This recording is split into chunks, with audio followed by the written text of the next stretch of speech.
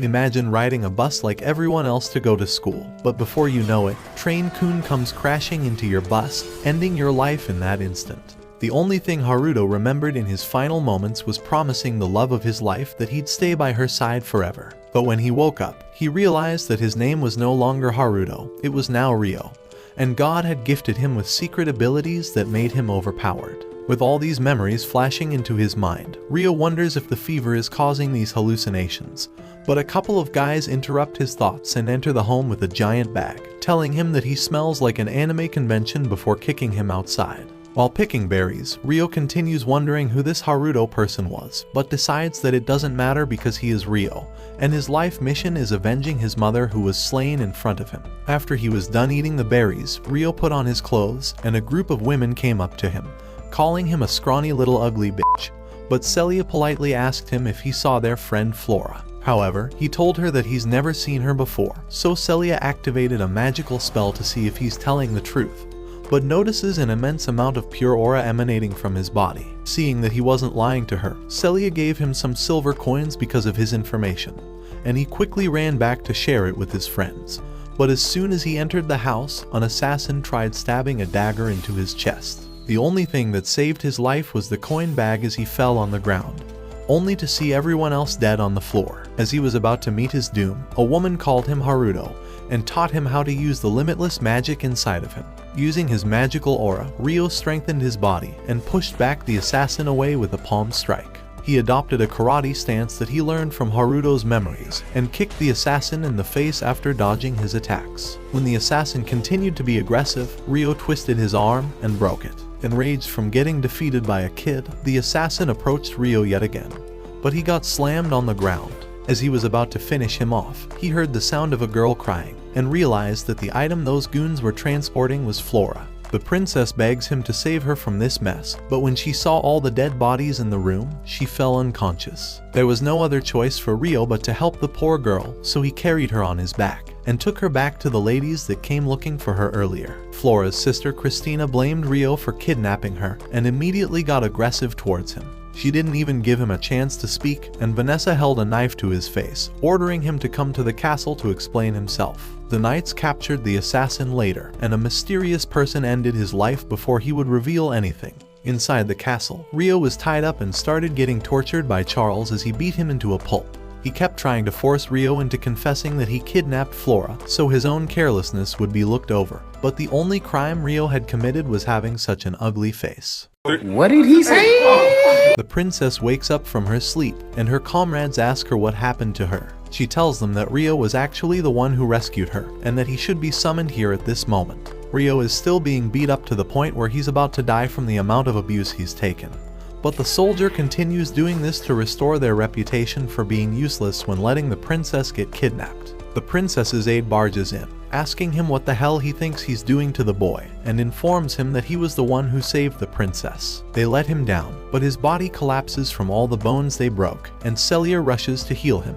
After falling unconscious, Ryo wakes up to Celia's face, and she apologizes for all the bad things that happened to him when he was just helping the princess. She informs him that the king of the nation wants to meet with him after rescuing his daughter, and he agrees to meet him. Inside the castle, he goes to meet with the king, showing the entire royal family that he went from asking the princess's dad for permission to take her on a date, to telling him that his daughter calls him daddy too.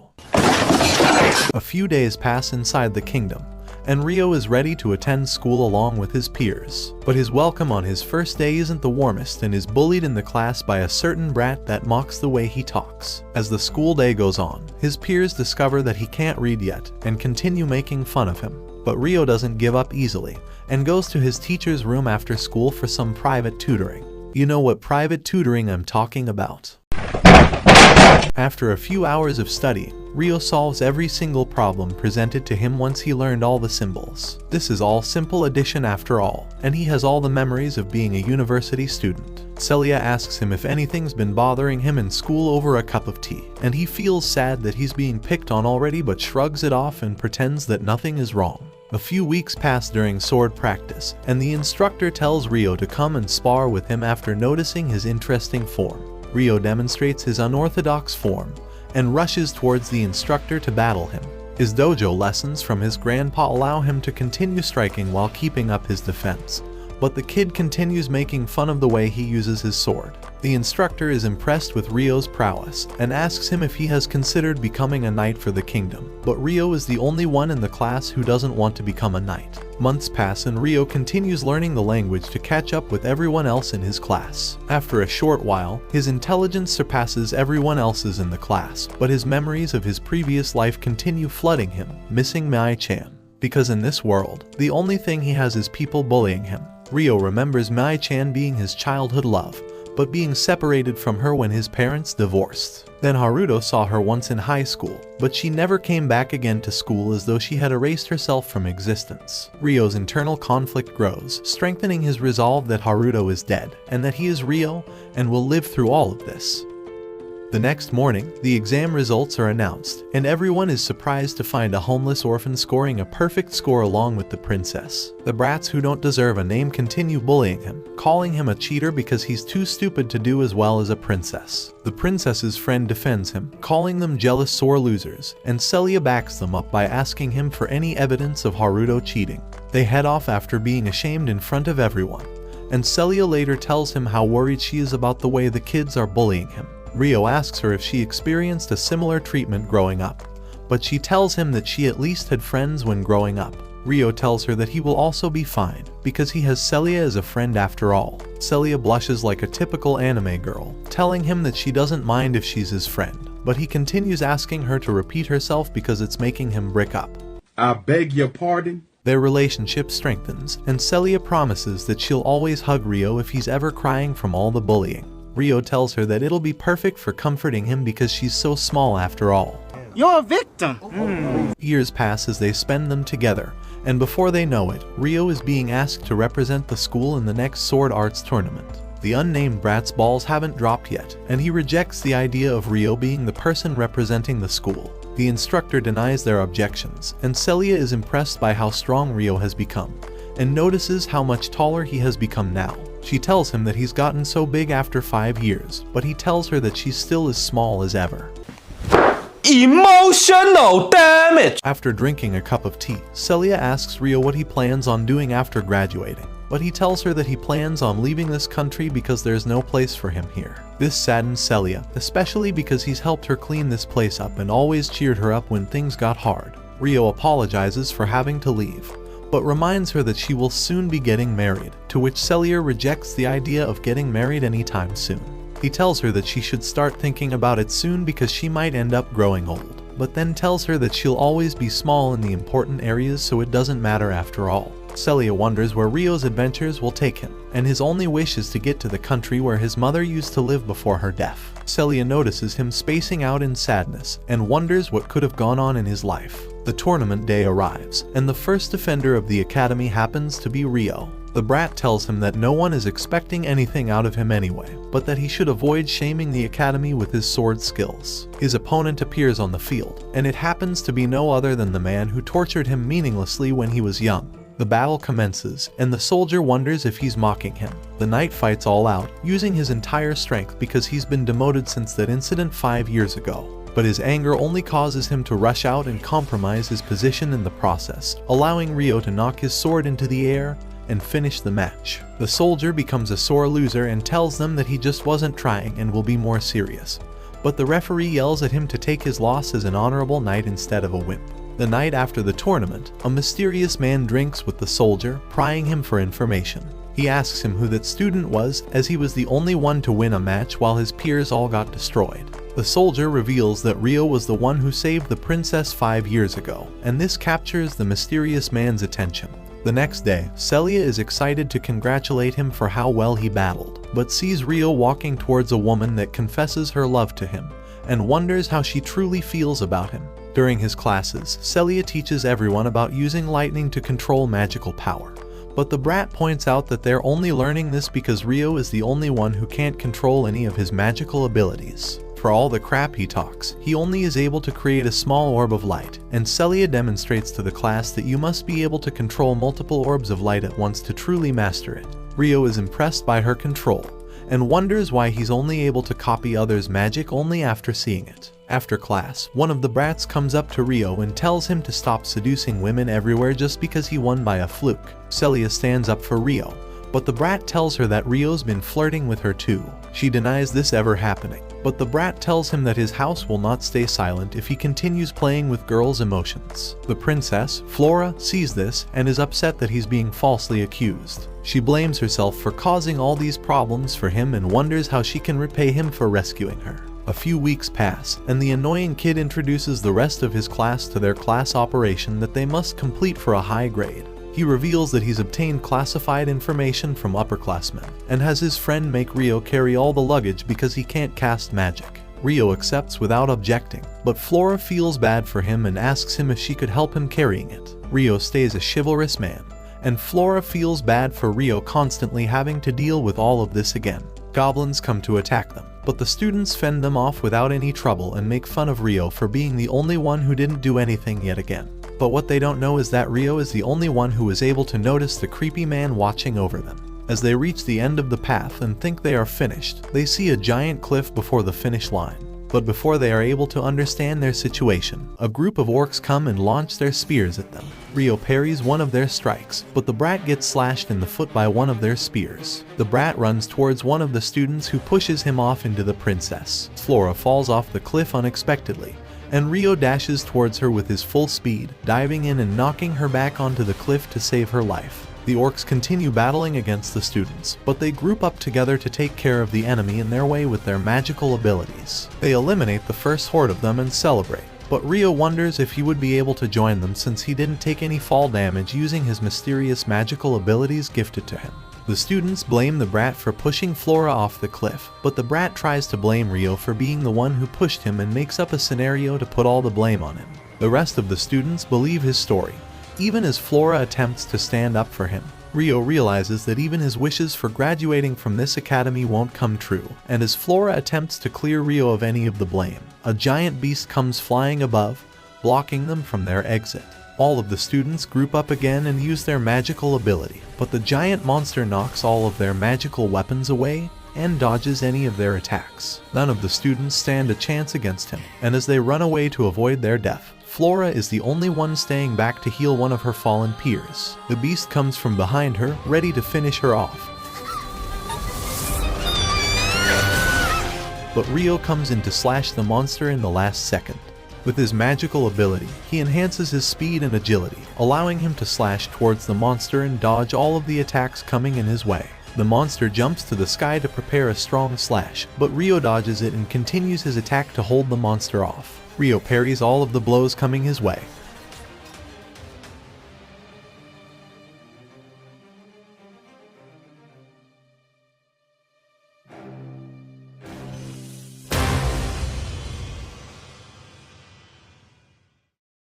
The rest of the students come to make sure Flora is okay, but Rio walks away from the situation to avoid any of them finding out he's still alive. The creepy man flies from above, thinking that this is an interesting development and that he's never seen a kid using the secret spirit arts. Later that night, Celia goes to meet with the headmaster, but hears him conversing with the brat's parents. The headmaster understands that Rio likely didn't do anything wrong, but decides to pit all of the blame on Rio to save the royal family's reputation even if it's falsely accusing him. At night, Celia worries that she'll never see Rio again, but he knocks on her door and comes sneaking in. Celia runs towards him, hugging him and telling him how worried she was about him. She tells him about the false charge they've put on him, but Rio understands that no one would acknowledge his truth because he's just a homeless orphan. He thanks Celia for being the only person who was always there for him, and tells her that she was the only person who he wanted to say goodbye to before going to his parents' homeland. Even if they're separated, Rio tells her that he will send her letters under the name of Haruto and gets up to leave. Celia asks him if they'll meet again, and he tells her that he will definitely come back for her. She bids him a safe trip and cries as she patiently waits for all of his letters. During that night, the father of the brat commands a girl called Latifa to find Rio and kill him no matter how far away he may be. Rio dashes through the country at incredible speeds and jumps over any monster standing in his way. After 3 days of long travel, he makes it to the kingdom of Galark where the news of his crime hasn't reached yet. A mysterious girl walks behind him, and he feels that something is off in this town. Inside the town, a chef asks him if he would like to try any of the pasta that was invented by Lyslot, and Rio wonders how Pasta has made it from his world into this one with the same name. Rio pays for a bowl, tasting the dish, wondering if this person is from the same world as Haruto. After asking the person where he could buy more noodles on his trip, the man points him to the guild's headquarters. A maid comes up to him, introducing herself as Lot and taking care of all of his needs throughout the day. Rio sends a letter to Celia, telling her that he won't be able to communicate with her for a while because he will be traveling throughout the woods. As he takes his leave from the city, the blonde girl calls Lot Lyslot, but Lot tells her to keep her true identity a secret. Rio continues running through the forest until he finds a child laying down in the middle. He bends over to make sure she's okay, but she turns towards him and throws a poison fang towards him, nearly knocking him unconscious before he neutralizes the poison. The cat girl rushes towards him at blinding speeds and he barely dodges her strikes while activating his physical enhancements. Her speed multiples as she also enchants her physical ability, and she launches towards him with her dagger, but he continues knocking her off of him and dodging her. He sheaths his sword and uses his superior martial arts to knock her down in her place, holding his knife to her neck, but she starts crying and tells him that she doesn't want to die. The girl begins crying for her mother, and he knocks her unconscious with his spirit arts. After tying her up, he notices that a collar of submission has been placed on her, and wonders if he could dispel it from the magic he's learned. He activates the dispel magic with his hand, and the collar comes breaking off. Inside Latifah's memories, she remembers being on the same bus and dying after the crash. Latifah woke up to the brat bullying her, telling her that she will become his obedient sister and call him her esteemed brother. She refuses, so he shocks her mind and forces her into submission. She wakes up from her evil dream, and Rio tells her that if she wants to live, then she shouldn't try to resist. Rio questions her and asks her who gave her the collar of submission around her neck. Latifah begins crying, finally realizing that the collar has been broken off of her and that she's finally free. Rio comforts her, and Latifah tells him that she's never known the name of her master, but tells him that her brother was called Stuart, and Rio realizes that the brat was the one who sent her after him. Rio asks Latifah if she still intends on killing him, but she tells him that she won't harm him. After releasing her, Rio tells her that she's free to do as she pleases, and that she should head away from him to find shelter in one of the kingdoms. However, as he walks away, Latifah continues following him and asks him if she could accompany him, but Rio warns her that she should be careful from a person that she just tried to kill. Rio tells her that he can't trust her, but Latifah tells him that he can put the collar onto her if he wants because she's more afraid of being alone. Reluctantly, Rio agrees to take her with him, and she finally tells him that her name is Latifah. They set off on their adventure together, and after a while, Rio cooks the noodles for Latifah, who recognizes this as spaghetti. He wonders how she could know the other name for pasta, and she tells him that she used to eat it, or so she thinks. After hearing her, Rio wonders if Latifah is from the same world as Haruto, and when she cries at night begging to go home, Rio hears her saying that she wants to go back to Tokyo, instantly realizing that this girl must be from the same world as Haruto. He comforts her during her sleep, and she wakes up next to him, realizing that he looks like the guy who was with her on the bus. After Rio wakes up, she asks him if she could call him Oni-chan,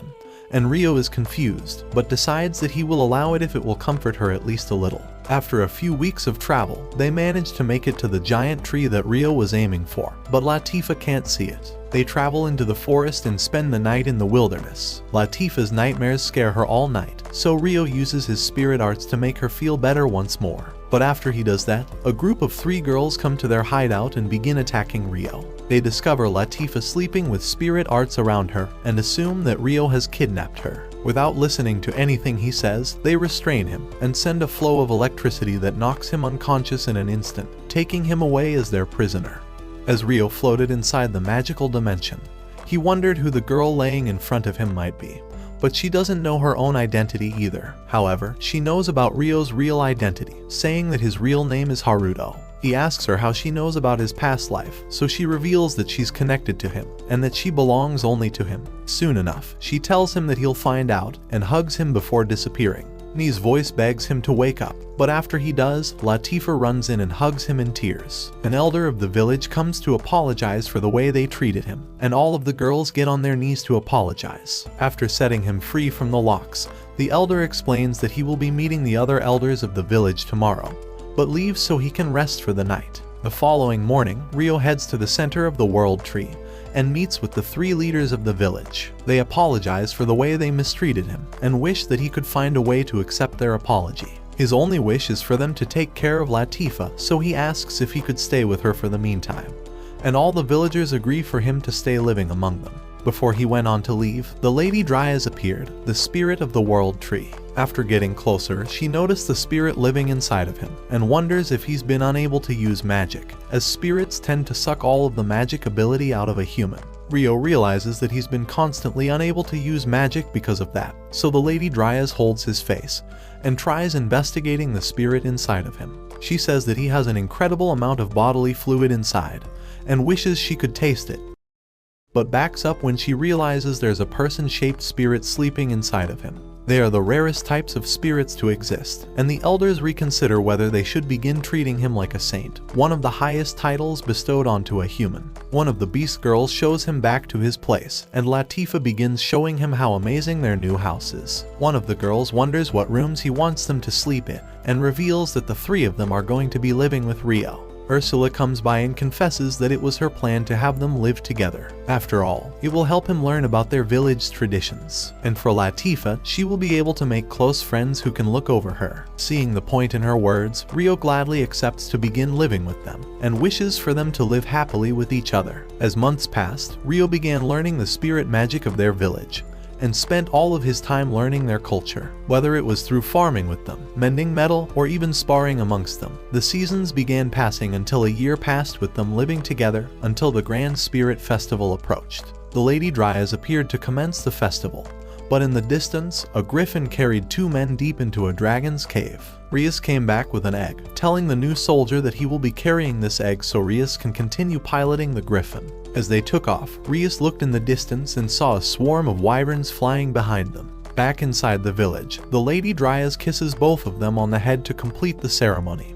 And now that they've become citizens of the village, the elders begin the festivities. As everyone ate, Rio realized why this anime had a harem genre attached to it, and the girls beg him to push the beds together after drinking some apple cider vinegar. One of them tells them that this won't deepen their friendship with Rio, but the girls say that they want something else to deepen inside of them. After all this time, they feel like he's still continuing to distance himself from them, which shocks Rio that they noticed. Once they left to get more food together, Ursula approached Rio, and he wondered if it was time to break the news to Latifah. On the other side of the village, Rias says they will be resting here for the night, and tells his subordinate that he's going to investigate the area. Before leaving, he hands him an artifact, and Rias claims that it will help him determine his location if he gets in trouble. The soldier eats it and Rias goes on to leave, seeing that the wyverns are approaching his subordinate's location. Meanwhile, Rio walks with Latifah to a secluded area, and she begs him to head back so they could play together.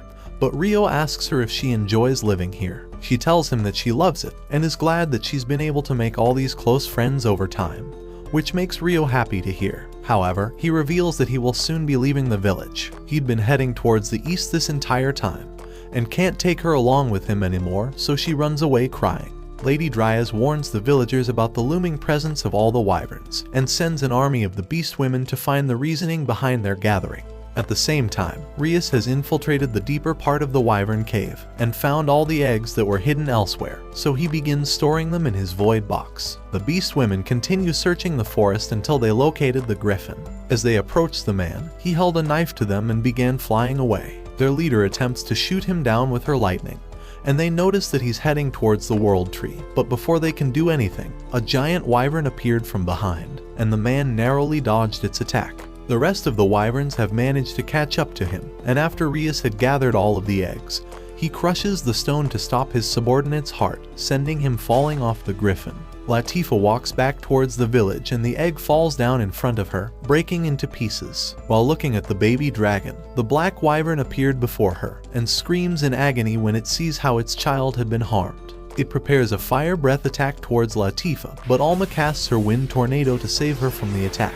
She summons her beast familiar and tries to take the black wyvern alone, but her hammer strikes have no effect, and she's sent launching back towards the tree. As soon as she recovered, the wyvern annihilated her beast familiars with the fire breath attack, and Latifah tried distracting the dragon to buy Alma a little time. She continued running around, but as the dragon blocked her movement and was ready to step on top of her, Rio launched an icicle to knock the dragon off and carried Latifah out of harm's way. He jumped once more towards the dragon and used his new spirit techniques to crush the black wyvern with his bare hands. The wyvern prepared its ultimate inferno breath, but Ryo cast his wind sphere towards the dragon to prevent its movements. However, it had little effect, so Ryo went on to cast his Giga Inferno ability into the dragon's mouth and kicked its jaw closed, frying its brain in that instant. After seeing their leader's defeat, the rest of the wyverns retreated. All the girls were shocked that he was able to defeat the black wyvern alone, and Latifah hugs him for saving her. The next morning, she apologizes for the way she reacted, saying she already knew this day would come, but she was scared he wanted to get rid of her. However, Ryo comforts her and says he would never want to get rid of his little sister, so he reveals the real reason he's traveling east. Far towards the Yamago region, there was a land where his parents used to live, so he wants to finally make it there. This is the first time Latifah's learned anything about him, so she wants to reveal something about herself as well. Before she was born in this world, she had died before and reincarnated from a place called Japan. Ryo believes her, saying that he was the same type of person as her and wishes that he revealed the truth about his situation from the beginning, but was worried that he was holding on to lingering regrets from that time. She wonders if those regrets reappeared, and Ryo confesses that he would be lying if they didn't, but he's sworn to become strong in this world to make up for them. She promises that she'll also become stronger for him, and will be waiting until the day he returns. A week later, Ryo prepares to take off, and the dwarf leader bestows him with a sword and a cloak he created from the black wyvern, giving him the ability to conceal his powers. But even though the cloak looks thin, it has the highest defense stat out of all armors in this world. All of them give him presents, and while Ryo has no idea how he's going to carry all of them, the final elder gifts him a space-time cache, a national treasure item, and they thank him for saving their village. With his new space-time cache, Ryo stores all of the gifts and promises that he will come running if they ever need help. All the girls wish him safe travels, and Latifah runs to hug him. He prepares to take off and begins flying away, but Latifah begins breaking down in tears. After 2 weeks of lurking in the village, Ryo hadn't found any clues about his mother or father, so he decided to meet the villagers. 2 of the girls greeted him while watering the plants, but when Seiyo saw him, she felt water coming out of a different type of can. Uri took him to her grandma's home, and Yuba wondered if he's from a different country with the strange outfit he's wearing.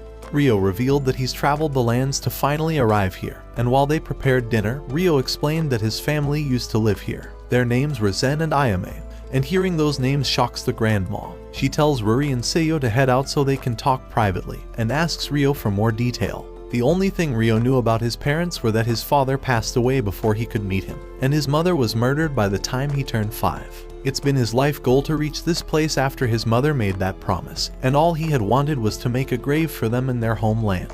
After noticing his resemblance to them, Yuba uncovered that she was his father's mother. She thanks him for coming, but says they'd already made graves for them, so she takes him to their burial sites. Ryo gets on his knees, letting his parents know that he finally made it here. As he paid his respects, his grandma explained that both of them had to escape from the country secretly, but she cannot be the one to expose the truth about them. However, if he's willing to stay here with her, he may be able to learn more about them. Her only relative now is Ruri, which happens to be Ryo's cousin, and in Alabama, you know what that means. She walks off and tells him to enjoy his peace here. The following morning, Ryo wakes up early to start helping out, but the Alabama plot development begins sooner than expected. While cooking, Ryo used his hands to make Ruri's floodgates burst open, and Seiyo walked in on them with her brother, Shin. He realizes he's going to have to compete for his sister now, but ends up devouring Ryo's meat. After he finished devouring Ryo's sour cream, the grandma asked him to take Ryo out as a hunter, so he challenges him to race to the field. As soon as he left, Ruri knew she was about to have a Wild West showdown for her cousin, and they would compete over who can get penetrated with his pistol's shots. Hey yo, what the fuck? Inside the forest, Ryo shot a rare bird down with his first arrow, and Shin realizes he's going to have fierce competition. But the generations of incest have slowly rotted their brains, and they began hunting with their bows backwards. Shin wonders why he didn't make a single shot, so he walks away in anger. With all the dirt that's accumulated over his body, Ryo decides to build a bathhouse right next to their home using his spirit arts, but the girls begin peeking on him. As weeks passed, Ryo slowly became a typical resident of the village, and the day of harvest finally arrived. A bunch of men began screaming for help, and on the other side of the village, 3 menacing men thought Ruri and Seiyo had grown into beautiful women. Shin prepared to punch him, but Rory reminded him that it could start a war since Gon is the son of their neighboring village's president.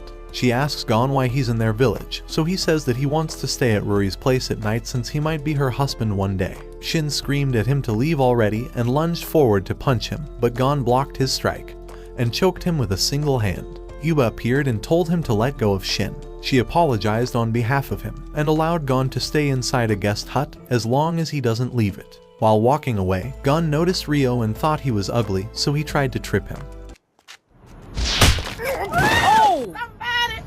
He needs some milk! Yuba told everyone to stay on guard for the night, but since Shin lives alone with Seiyo, he begged Yuba to take her in for the night, and she agreed. Before they went to sleep, Rio asked them to put a protective amulet in the corner of their room for the night. Inside Gon's hut, his lackeys were impressed at how well he destroyed his own cart, and Gon tells them that they're going to enjoy their little visit tomorrow. By sunset the next day, Rio was training his Giga Chad body and told the girls that he could hear their floodgates bursting from a mile away. They wonder why he's been training relentlessly, but Rio thinks it's a little embarrassing while remembering his promise to me. His goal was to one day become strong enough to protect the girl he cared about, but worries that she might be with someone else at this point. Seiyo heard those words, and sadness grew inside of her heart. At night, a man entered Seiyo and Rory's room, but the amulet activated. He began shutting Rory's mouth, and when Seiyo was about to scream for help, Gon threatened to harm her friend. However, his lackeys were beat up, and he saw Gon on top of Rory, reminding him of the way his mother was murdered. Rio's anger grew,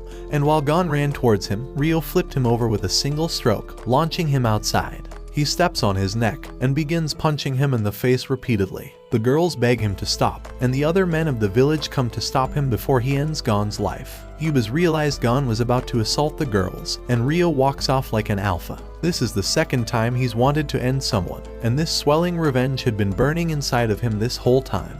But without him noticing, he had been pulled towards Haruto's identity. His resolve had weakened, but this drive for revenge makes him feel like he won't be any different from the man who ended his mother. The following morning, Lord Hayate, a messenger from the kingdom, appeared to collect taxes and deliver Gon to prison. Yuba asked him if he could take a letter to an important person inside the kingdom, so Hayate promised to deliver it and took off with Rio. Several days later, the team made it to the capital. After they sent Gon to prison, Rio walked around town with Seiyo, and one of the merchants suggested he buys a gift for his cute girlfriend. Seiyo tried explaining that they weren't dating, but the woman said they looked so cute together, so they should get a souvenir to commemorate their visit. Rio asks her if she would want anything, and the woman tells Seiyo to get on both her knees to thank him. Rio thanks the woman for the smooth layup, and Seiyo sees a cute flower petal that she puts into her hair. He thinks it looks beautiful on her, so he buys them from the lady.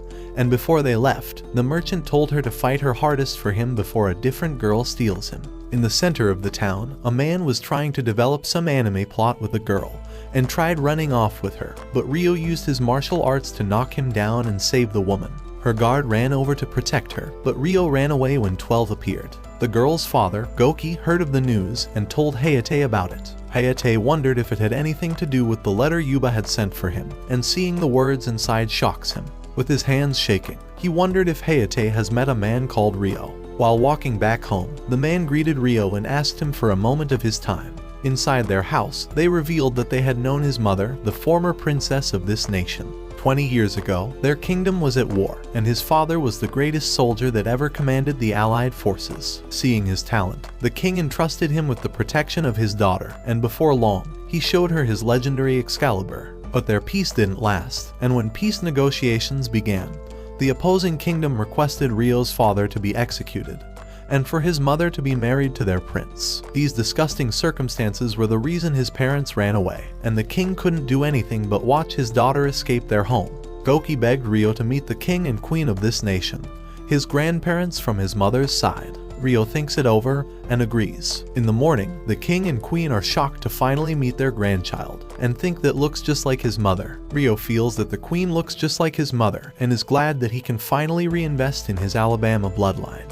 They ask him about his mother and father, but Rio doesn't have many memories of living with them. He was too young to ever meet his father, but he remembered his mother being the person who never stopped smiling. However, all of that ended when he was 5, because a person named Lucius continued helping them after his father passed away. On that fateful day, his mother had left the house and told him not to open to strangers. But when Lucius came, Rio opened the door since he'd grown up with him.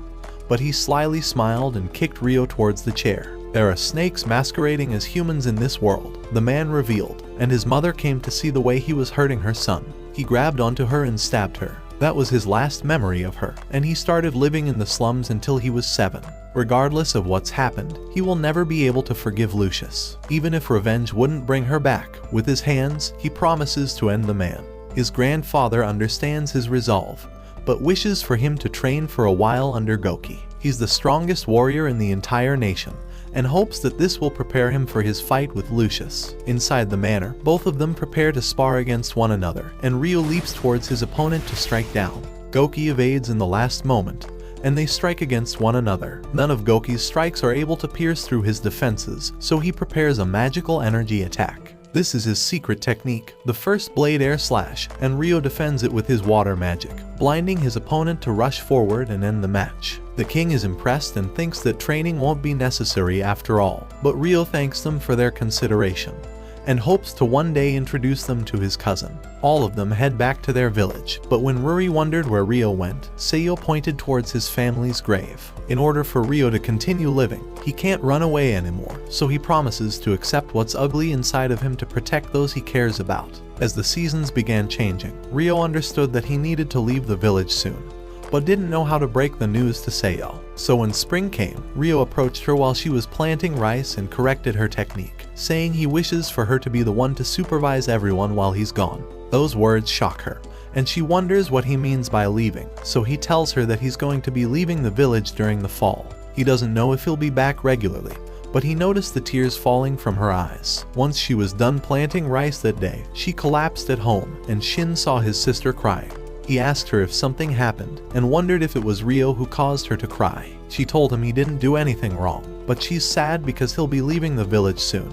After that, Shin tried to cheer his sister up by bringing her gifts, but all she could think about was how to become stronger so she could accompany Rio on his travels. By day, she would work and stare at him, and at night, she would practice her swordsmanship techniques just to become slightly stronger. Before long, the annual festival was finally here, but while everyone was enjoying their time together, Seiyo asked if she could have a moment of his time.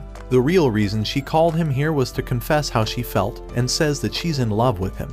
Those words left Rio speechless, and he apologized, saying he can't return her feelings. She asks him if it's because they're not blood related, but he tells her it's mostly because he'll be leaving the village soon. She begs him to take her with him, revealing that she's been working every day for 6 months so that she doesn't drag him down. She's willing to do anything, even reincarnate as his sister, but Rio tells her that even if she did all those things, she's still ugly. What did he say? Those words crushed Seiyo and she began crying, but she held his hand and begged him to just stay close to her. However, Rio apologized and walked away. She continued crying, and Rio noticed Shin's presence and apologized for the way he treated his sister. Eventually, the day of his departure arrived, and Rio was ready to set at the break of dawn because of his long trip. Before he left the village, he saw Seiyo waiting for him at the exit. Goki had approached her and asked her if she loved Rio enough to cast away her own village. Seiyo hesitated, but said she would do anything to stay with Rio. So before he left, she wished him to take care of himself, and promised that she's going to work really hard and says that she'll become stronger by the time he comes back. She waves him off, and Mr. Steel Yo's sister nods his head towards Shin and leaves. It was the 999th year of the Holy Era, and Rio had finally made it to the World Tree. Latifah ran to hug him right away, and during dinner, he told them about the family he met and all the things he learned about his background. The elders wondered how long he's going to stay here, and Rio revealed that it'll only be for 4 more minutes of this recap because their village is the most boring part of the series. Never mind, this has become the most plot-filled part of the story. The girls wonder why 02 is laying on top of him, and Latifah wonders how the she's in this anime.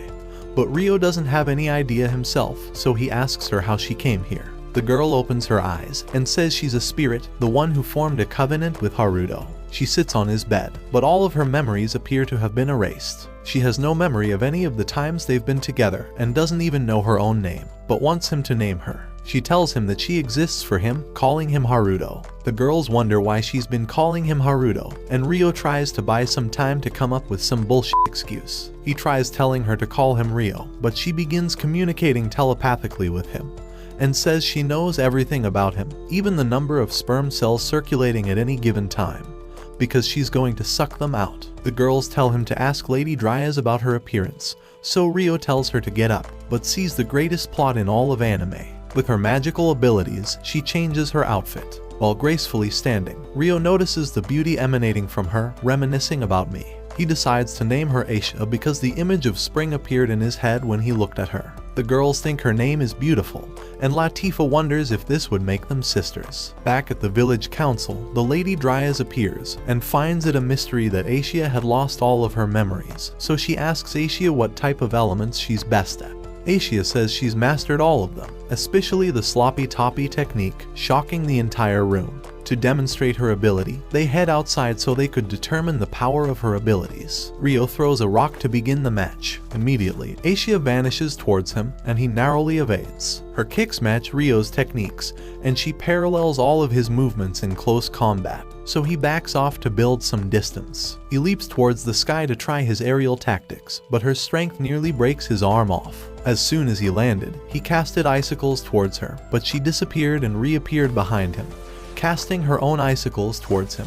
She continued mirroring all of his techniques, so Rio eventually casted a tornado. However, she casted one spinning in the opposite direction, and the Lady Dryas ended the match before they destroyed the village. They now believe that Aisha truly has mastery over all the elements, but the Lady Dryas says she will begin teaching Aisha how to control her powers. The elders welcome her to their village, and she thanks them. They hold a festival to welcome her, and she begins learning how to control her magic with Rio. After a short while, Dominic shows him the portable house he's built, and Rio is glad that he's finally going to f*** out of this village. Latifa is saddened when hearing those words, and while the other girls walked away, one of them begged him to spend some time with his little sister before leaving, so they decided to do it the same way all siblings do in an anime, inside the f***ing hot tub. Last time this didn't end well. Latifa wonders why Aisha kept calling him Haruto, so Rio reveals that it used to be his name before he reincarnated.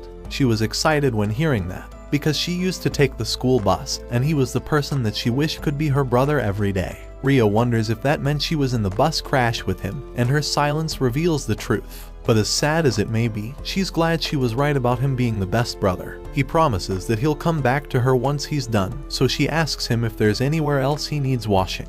What do you mean by that? The following morning, the elders give him some gifts before departing. One of them is a compass that will always point back to this village, and the other gives him a device that will allow him to change his hair color so he can remain undercover wherever he travels. Before leaving, Rio asked for the others to take care of Latifa while he was gone, and took off. While they flew away, Rio told Aisha that they're headed to see Celia because he hasn't been able to communicate with her. Inside the capital, Celia was staring at the letter Rio left for her, and wishes she could just talk to him once more.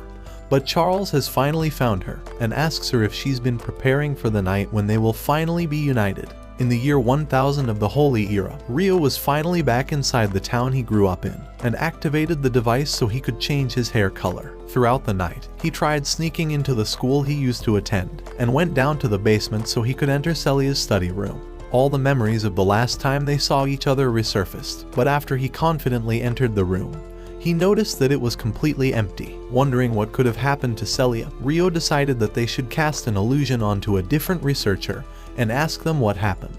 Inside a random professor's room, Aisha appeared from behind and casted a hypnotizing spell onto him. Rio walked in and asked about Celia's location, so the man revealed that she's inside the royal palace. Tomorrow is her wedding ceremony, and the man she will be marrying is Lord Charles, the same man who tormented Rio throughout his childhood. After their kingdom suffered a crushing defeat to the Proxia Empire, the House of Duke Arbor barely managed to commence negotiations of peace, and the head of their house was Charles. The old royal family was forced to flee the capital, and Charles chose to unite his power with the House of Clare. But in order to do so, Celia must be married off to him.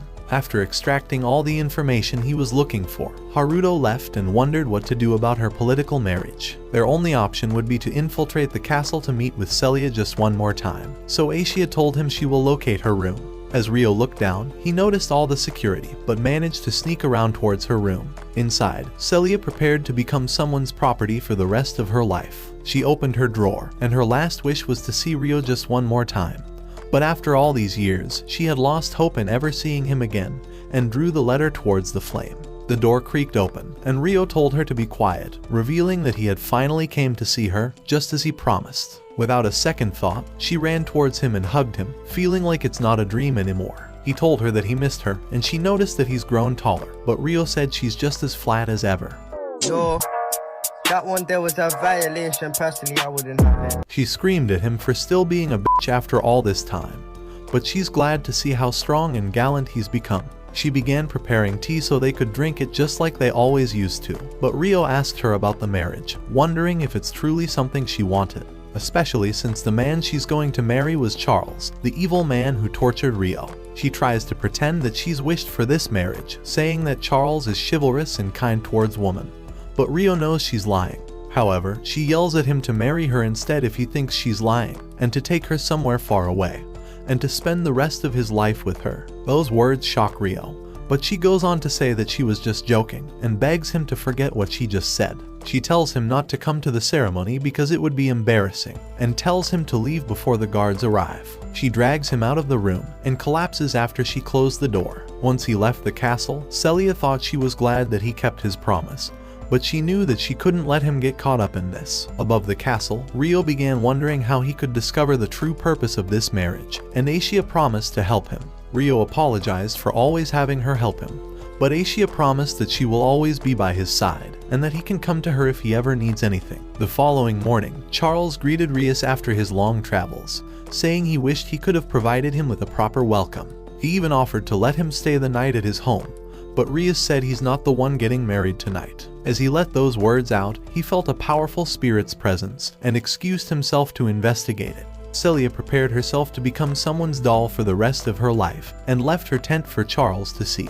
He put his arms around her, telling her not to worry if she's nervous, because his 7 other wives will teach her everything she needs to know. After he left, the first wife, Tennesina, explained that she will make things clear from the start. Regardless of her higher status, she will be nothing but a tool for them, and will obey every single one of their commands. Celia tries to say that she understands, and Tennesina goes on to make fun of her appearance and calls her ugly, but Celia continues trying to hold a smile on her face. The maid runs to inform Celia that Princess Christina has arrived, and Christina notices the awful attitude the other wives were giving her, so she asks to have a private conversation with Celia. After Cinderella's stepsisters left, the 2 girls began drinking tea together. Christina is glad that they've finally met one another again, but apologizes for how incompetent her royal family was. It was all their fault that Celia was forced into this marriage, and feels sorry that she stole her smile away. When she attended the academy, there wasn't a day that Celia didn't smile, but now she's like a bird locked inside a cage. So Christina promises that if there's anything Celia ever wishes for, she will do everything in her power to make it possible.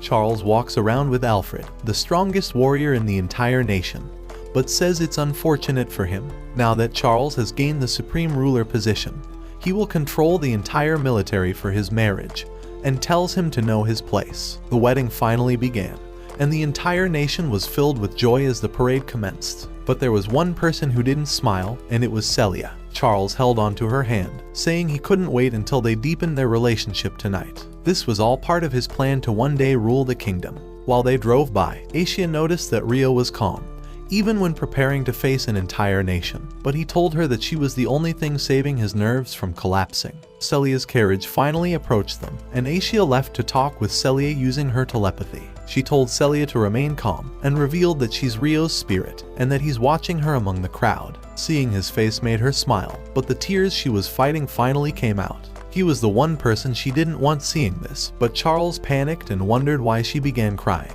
She told him that so many feelings swelled up at once, and that she was overcome with joy about their marriage becoming a reality. As she looked back, Rio had disappeared, and none of her communications reached Asia. She wondered if all of it was just a fantasy. This will be her new life, and she's going to be a doll forever. But as she reached out to hold his hand, Rio came running among the crowd. He began knocking all the guards out of his way, and even though the entire military tried blocking him, he casted his wind magic to blow them all out of his way.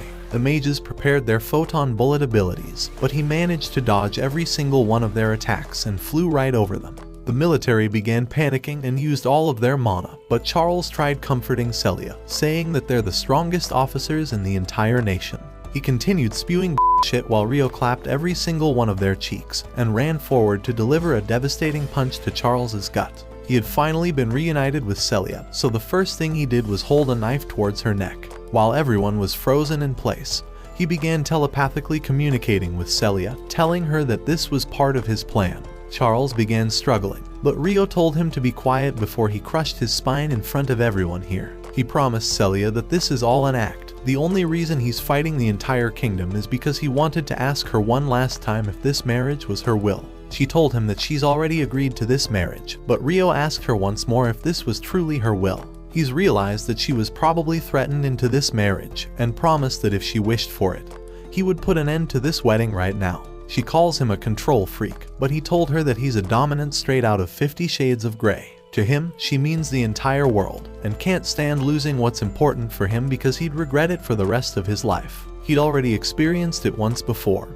and knows that he can't ever get back what he's lost. There's still time for her to change, because the future he sees for her will be one filled with misery underneath a selfish imbecile. He asked her once more if this marriage made her happy, and she went on to say that her own feelings may cause problems for everyone else, so she doesn't know if it would still be right. Rio doesn't know the right choice either, but if this wedding was truly the right choice, then she wouldn't have this sad look on her face. He promises once more that he'll make her wish come true as long as she doesn't give up. She asked him what he would do if she didn't want to get married, so Rio revealed that he would take her and run away from this kingdom. It would appear as if he kidnapped her, so her family would never be held responsible, and everything would be at peace. However, she was worried they would catch him, but Rio promised that he would make her wish come true, and said he will become the one who teaches her anatomy tonight. After she heard those words, Celia confessed that she wants him to take her away. Those words were everything Rio wanted to hear, and screamed to the entire nation that he will abduct Charles's bride in order to humiliate him.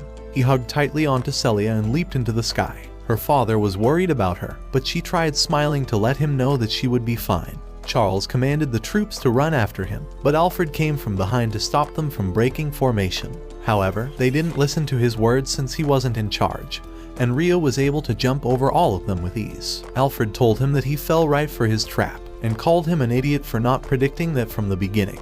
The mages launched photon bullets towards him, but Rio blocked every single one of the attacks with his wind arts. Rios noticed that he was the same person who used Spirit's arts years ago, so he decided to launch a powerful blow towards him, but Rio blocked it with ease. After the dust settled, he began running, and griffins tried tailing him. Charles began screaming at the army, but Alfred said that he will be in charge of the military to make sure the kidnapper doesn't go away. Charles screamed that it was Alfred's fault for letting the man get away, but Alfred asked him if he had any connection with Celia's kidnapper. Charles thought it could be someone who hated him, so Alfred said they've narrowed the suspect down to every citizen in this nation.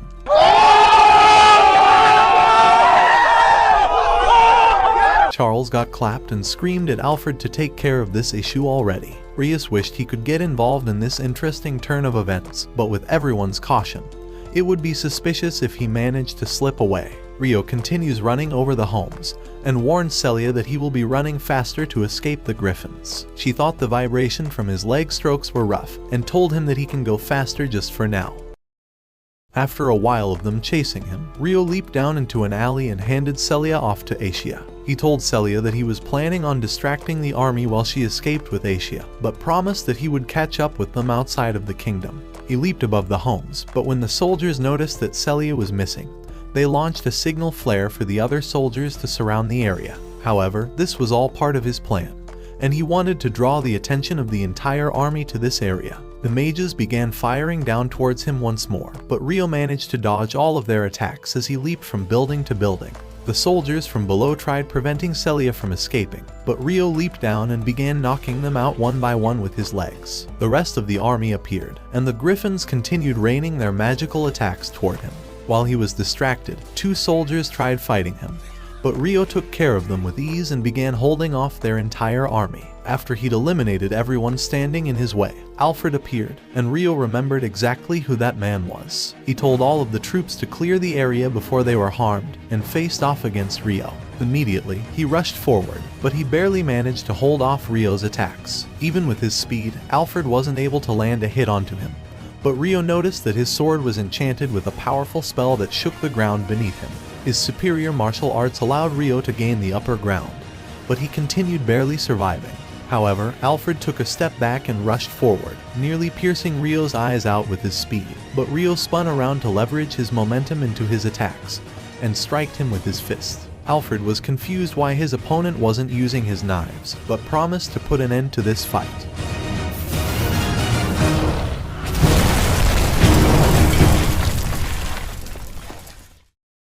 The only thing that remained where Ryo stood was rubble, and Alfred knew that his strike would have burnt him to a crisp.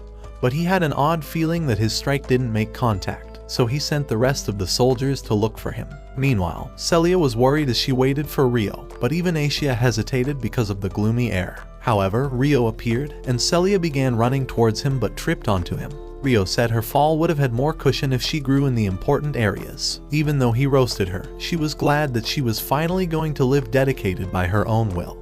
But after she let those words out, magical beams began gushing towards the heavens from every part of the world. Asia felt a piece of her returning, and begged Ryo to go and help the people waiting there. A group of 3 had landed in this world, and noticed that their cell phones had no service. A giant thug appeared from behind them, and they took them away inside their carriage to sell them off as slaves. Ryo made it to the scene and asked one of the merchants if he's seen a similar device somewhere. But after he lied by saying he didn't, Ryo heard girls screaming Japanese inside the carriage. They begged him to help them, so Ryo neutralized every single one of the men standing in his way, and let the girls out. The last one was stuck in a different carriage, so Ryo went to break the lock. The one person who turned towards him was the same person he'd made that promise to. It was me, the girl he'd devoted his entire life to meeting.